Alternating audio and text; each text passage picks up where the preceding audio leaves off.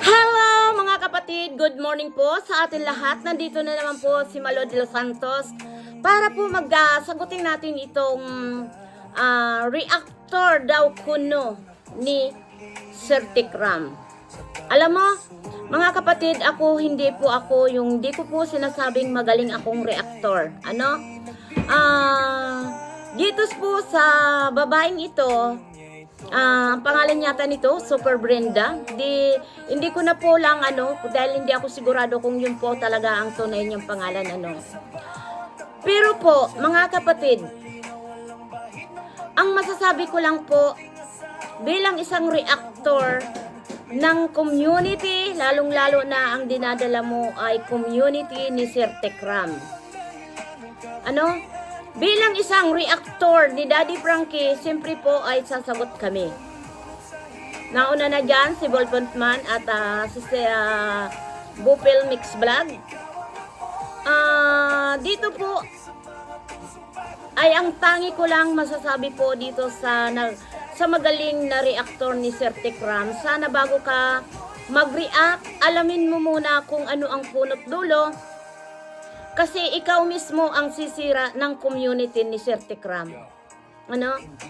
Para sa akin po mga kapatid, maging aral sa atin ng mga reaktor na bago tayo magkuda-kuda dyan o nagmamagaling na defender ka ng isang community, alamin mo muna kung ano talaga ang dapat mong sabihin. Dahil kaya po ako nakakapagsalita dahil experience ko na yan. Na bago tayo mag-reaction, alamin muna natin ang katotohanan, di ba po mga kapatid? Kasi po, bawat isa sa atin po, hindi perfecto. Lalong-lalo na sa'yo, defender daw kuno ni Sir Tikram. Kung ako ba ay sasabihin ko na gaya mo rin ako, na hindi magaling mag-react. Pero sisiguraduhin kong hindi mapapahiya ang aking dinidipindahan. Lalong-lalo na sa pangalan ng mga magagaling na charity vlogger like Sir Tikram, Ruel of Malalag, Daddy Frankie. Iyan po ay iniingatan. Hindi yung bibigyan mo ng kahihiyan. Dahil alam mo, Super Brenda, di ko akalain na ganun ka mag-reaction. Na pinahamak mo ang community, pinahamak mo yung dinidipindihan mo.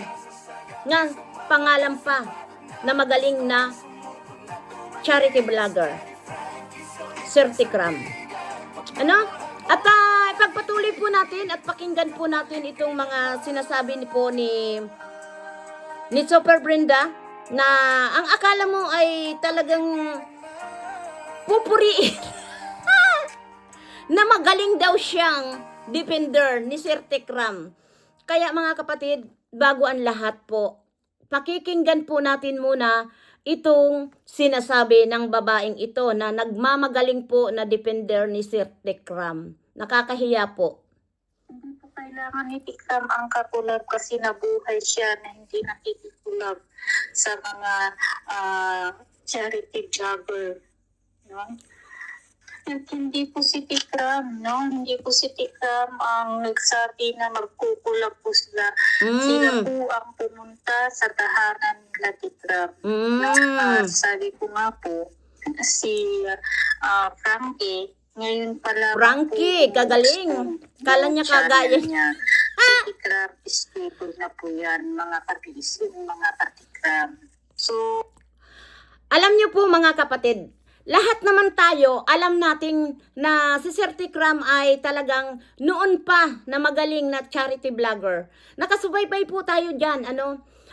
Isang kagaya ko lang, hindi lang tayo yung bawat kibot, maghahanap tayong re-reactionan. Dati na po ako nag-reaction dyan, pero hindi ako nagpatuloy po talaga. Dahil alam mo po mga kapatid, hindi naman tayo yung talagang batikan na reactor or defender. Ang masasabi ko lang po dito sa babaeng ito, sasabihin mo na pumunta lang si Daddy Frankie para makipag-collab. I think no. Diyan ka nagkakamali dahil si Daddy Frankie po iyan ay na invite lang talaga dahil mayroon po na magkapatid na gustong ano yun, ibigay kay Daddy Frankie para si Daddy Frankie po ay talagang mga expert talaga sa magpagtulong dito po sa mga may sakit, 'di ba? Mga may sakit dito po sa mga depression. Talagang alam ko po si Daddy Frankie ay talagang gamay na gamay niya na po ang pagtulong po dito sa may mga sakit na depression dahil ako po kahit ako po ay hinahangaan ko po talaga si Daddy Frankie. Ngayon po na ito nga po ay sinasabi ng babae na ito na hindi naman daw kailangan ni Kuya Sir Tikram na makipag-collab kay Daddy Frankie dahil ngayon pa lang daw naman po sumisikat si Daddy Frankie. Sasabihin ko po, ngayon lang sumikat si Daddy Frankie. Sabihin mo nang hindi sikat si Daddy Frankie. Ay siya po yung napili ni Sir Tikram para i-rekomenda po yung dalawang magkapatid na matagal nang nakakulong na may depression po. Ibig sabihin, si Sir Tikram at yung kanyang mga team, si Daddy Frankie po, yung pinagkatiwalaan na i-refer po itong dalawang may sakit. Sino ba naman si Daddy Frankie na magtatanggi sa sa kagustuhan o pagkakatiwalaan dito sa dalawang magkapatid? 'Di ba? Kung siguro si Daddy Frankie ay tatanggi, 'di ba? Para din siya noon ng insulto. Kaya para sa akin, I'm so proud ka si Daddy Frankie po yung napili ni Sir Tikram na pagkatiwalaan po dito sa dalawang magkapatid na may diferensya po sa isipan. Yung pagpunta po nila sa tahanan nila Tikram, ibig sabihin, no, ilalit ni Tikram, no? So, ayun nga, no? At huwag niyong sabihin na dahil sikat na, no, si Frankie. No, kung titignan po natin ng istorya nila, yung dalawang vlogger na iyan po, ay parang ano yan no, mga kag-iisip kung kasikatan lamang din ang pag-uusapan, no, hindi pa rin po mapapantayan, no, kung kasikatan lamang din ang pag-uusapan. Ayan po, sabi ngayon na ngayon pa lang daw po sumisikat si Daddy Frankie. At kung sa pagsisikat daw po, hindi pa rin daw mapapantayan ang pagiging sikat ni Sir Tikram. Alam niyo po mga kapatid, sikat ka man o hindi, doon tayo titingin sa kabutihan, sa nagagawang pagtulong na walang pag-iimbot o pagkukunwari sa sarili. Ako po, nandyan bilang isang reactor or defender na rin ni Daddy Frankie. Hindi ko pinagmamalaki na magaling ako. Pero sa tungkol dito sa binabato po ng babaeng ito na nakasira po talaga dito kila Sir Tikram, para sa akin, alisin nyo na lang yan. Dahil iyan ang unti-unting sisira sa komunidad nyo. No? Dapat nga itong babaeng ito, bigyan ng papuri yung pagpunta nila Daddy Frankie doon sa bahay ni Sir Tikram. Kasi napakalaking karangalan po yon sa dalawang charity vlogger na nag-collabs silang dalawa. Matatawag natin na collabs dahil si Daddy Frankie po ay napili ni Sir Tikram na ipagkatiwala yung beneficiary niya pong magkapatid. Kaya nakakalungkot po talaga, sa totoo lang, mga kapatid, na instead na matuwa itong babaeng ito, ay para pang si Daddy Frankie pa po yung may kasalanan. At binibigyan niya ng hindi maganda na nagpunta doon na hindi pa daw po sikat. Ay ngayon pa lang na sumisikat si Daddy Frankie. Kami po, sa totoo lang, hindi namin tinitingnan kung sikat si Daddy Frankie. Ang tinitingnan namin doon, yung kabutihan na nagagawa ni Daddy Frankie. Yun lang ang matangi namin sinusuportahan. Dahil nakita natin naman si Daddy Frankie na wala naman siyang sinasabi na sikat siya. Diba? Ang mahalaga doon, alam ng mga tao kung paano po tumulong si Daddy Frankie. Kaya nga po, isa sa mga pinagkakatiwalaan ni Sir Tikram si Daddy Frankie. Kaya po, nakipag-collab si Sir Tikram. Hindi po doon sa mga parehas silang sikat o ngayon palang sumisikat at dati nang sikat si Katikram. Hindi namin po yan inaalis, mga kapatid. Dahil kami po nakasubaybay din po kay Sir Tikram. Kaya po, mga kapatid, tayo po alam natin kung ano po yung ginagawa ni Daddy Frankie. Diyan lang po natin po nakikita. Kaya nandyan tayo para sumuporta dito sa team na ni Daddy Frankie. Kaya alam nyo po, mga kapatid, hindi naman talaga po na... No? Ayan. Hindi pa rin po mapapartayan, no? Yung kasikatan ni Tikram, kahit ngayon, sikat pa rin siya. No? Wala naman nagsasabing hindi sikat si Sir Tikram. Baka makarinig na naman yung mga bashers yan. Isa ka sa mga basher. Kay Frankie. Oo, sa isang Frankie. tao na ganito raw sinabi ni Isin. Sabi ko nga po, ang rini-reactionan niya po yon yung mga nagko-comment po. Yung channel niya. Si Tikram, stable na po yan. Mga kabisin. Mas lalo naman na si Daddy Frankie ay stable din yan. Kung yung sabihin na ginagamit ni Tikram, si Frankie. Walang nagsasabing ginamit. Ano lang yan. Mga viewers lang yan. Sa kanila. At sa totoo lang, hindi naman talaga kilala dati ni Tikram ito eh. At sa totoo lang, hindi naman talaga kilala dati ni Tikram ito eh. Dala-dala lang po ni Japina, mga kabibis. Oh, wow! Japina! Baunatan mo ito. Tinanong ni Tikdun kung paano mo nakilala. So, mga kabiisin, alam nyo ang istorya. No? Alam po namin yan kasi nakikita po namin. Kaya huwag mong sabihin, no, na si Tikram, no, ang nag-aya sa collaboration na yan. Totoo naman! Talaga. No? Kay Japina po kayo magreklamo kung bakit niya pinakilala, no, si Frankie. Si Frankie, ang galing. Akala mo kagaya mo lang si Daddy Frankie? Kay Frankie. Hindi po kailangan ni Tikram ang kakulab kasi nabuhay siya na hindi nakikikulab sa mga charity jobber. No? Hindi nakikikulab sa mga charity jobber. No? Lumaki ang channel niya na wala. Alam niyo po, mga kapatid, ako sa totoo lang, hindi ko sinasabing napakagaling kong reactor, ano?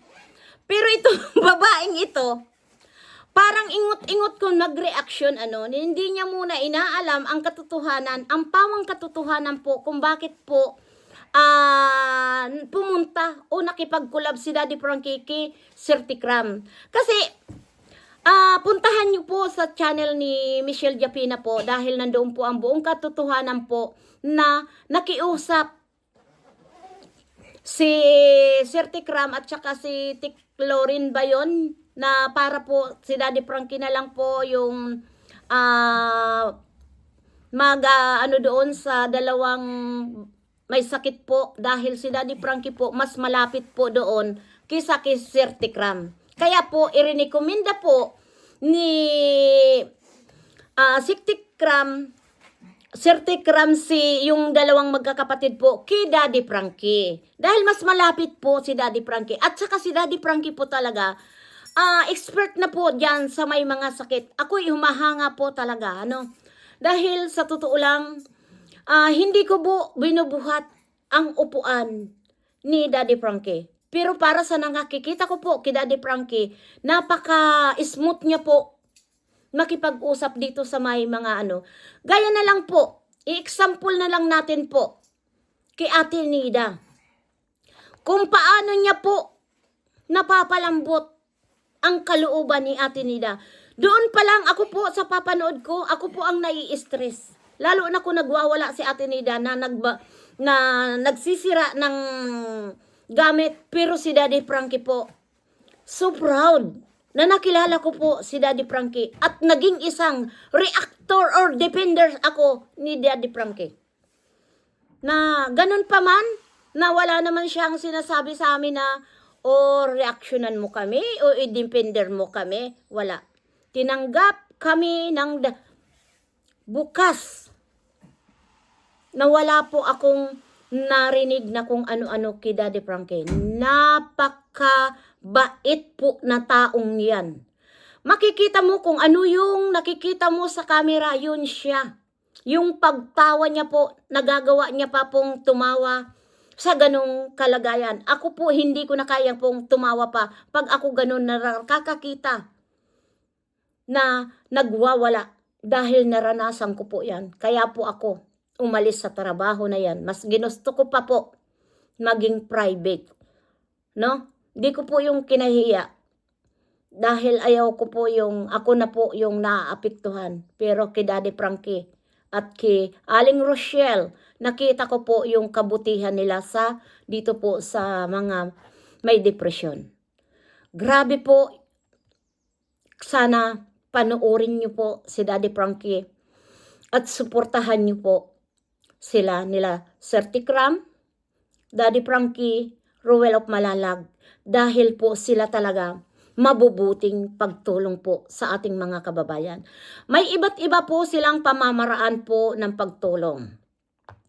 Si Ruel of Malalag, yan po sa Bukidnon, na tumutulong po sa mga katutubo po na walang kakayahan, na talagang binibigyan niyang ng pabahay po.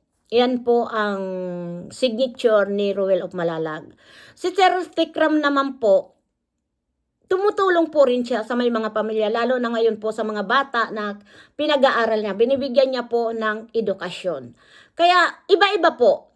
Kaya dito sa babaeng ito super Brenda ba talaga ito? Ewan ko kung ano ang pangalan mo, pero ang masasabi ko lang sa'yo, ayusin mo ang pag-reaction mo po sa community ni Sir Tikram, dahil ikaw ang makakasira sa community ni Sir Tikram. Huwag mong isipin yung sarili mo, na manghahamak ka ng isang kagaya ni Daddy Frankie. Sabihin namin na hindi sikat si Daddy Frankie at ngayon lang sumisikat si Daddy Frankie. So what? I don't care. Kami nandyan para tumulong, sumuporta. Dahil ang layunin ni Daddy Frankie na makatulong sa ating mga kababayan. Aray ko, ang dila ko po, pilipit na. Ayan. Yung bang nandyan si Daddy Frankie sa ating mga kababayan na may depression. Kaya ako po, humahanga po talaga ako dito sa team ni Daddy Frankie at kay Aling Rochelle. Kasi po, ay nandyan yung suporta nila at talaga pong nakikita natin ang totoo yung pagtulong nila po dito sa may mga sakit na depression. Kaya congratulations Daddy Frankie at Sir Tikram na kayo po ay nag-collab dito sa may mga sakit, at alam ko po na itong babae na ito, wala lang po yan na alam kung ano po talaga ang katotohanan. Basta lang po yan mag-reaction, magsalita, kuda ng kuda na wala naman po na alam. Alam niyo po, kung napapansin niyo po si Malo de los Santos na hindi basta-basta po nagre-reaksyon dahil po ay ayaw ko po talagang makasira sa community ng may community. Dahil po yan, noon nandun ako sa kabilang barangay ay naranasan ko na po na nagkamali talaga ako. Aminado rin po ako nagkamali dahil hindi ko po inisip yung mga dapat na lagi pong isaalang-alang. Isaalang-alang. Hindi doon ako nagdirect talaga po sa kung ano po yung gusto kong iparating. Pero hindi po ako lumingon doon sa talagang dapat natin po bigyan ng ano ba yun? Tawag doon? Isaalang-alang na tao. Kaya yun po doon ako. Pero yung sasabihin mo, maninira ako, hindi. Hindi ko po siniraan. Nagkamali lang tayo kung paano natin i-deliver ang ating mga sinasabi. Like you, na sasabihin mo na hindi dapat si Sir Tikram makipag-collabs dito kay Daddy Frankie dahil bago pa lang pong sumisikat. Wala yun sa kasikatan po ng tao. Titingnan natin po yung kabutihan ng tao. Yun lang po. Marami pong salamat sa mga viewers na patuloy nagmamahal po dito kila Daddy Frankie, Sir Tikram at Kiruel of Malalag. Sana po patuloy po tayong sumuporta at tumulong po sa kanilang mga hangarin at tikain na makatulong po sa ating mga kababayan. Di ba po? Napakasarap po yung pakiramdam na maraming silang natutulungan at tayo po naman ay tumutulong. Napakasarap po talaga ang pakiramdam natin. Hindi natin po naiisip na sayang ang pagsuporta natin sa kanila. Pero sa nakikita natin dito sa dalawang charity vlogger na talaga pong nagsanib para po sa kabutihan po ng dalawang magkapatid na matagal na pong nakakulong. Iyon lang po mga kapatid. Dito natin titingnan. Huwag natin tingnan kung sikat o sino ang sikat. No? Tingnan natin po yung kabutihan nila. 'Di ba? Kung paano po sila tumulong sa ating mga kababayan. Iyan lang po.